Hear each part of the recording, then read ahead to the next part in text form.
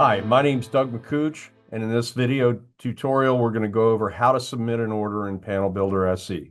It's important to remember that all panels drawn in Panel Builder SE must be submitted through the application in order to place the. It's very simple to do an order submission in Panel Builder SE. Once you've gotten it drawn and you're ready to go, you can come up here and click Save. If you forget, the app will prompt you. Save your work. We're just going to call this Zoom.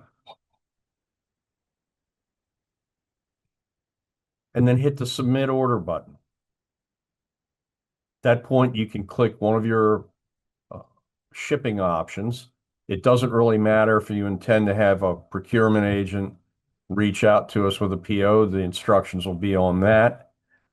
But if you intend to submit it directly here by typing in a PO, pick an address. I'm going to pick billing address here.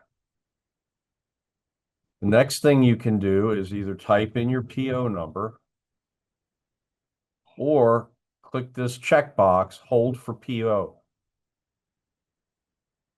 In the next screen, you'll see an opportunity for you to type in the email address of someone in your procurement department. In this case, I'm just going to select one of our employees here because they're in here already. And you can click Next.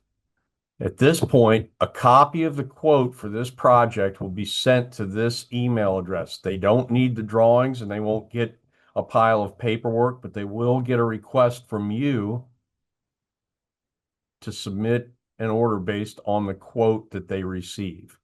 You click Next here and just simply say, I agree to the terms, and hit Submit. And that's all there is to it. Thanks for watching. Look forward to hearing from you.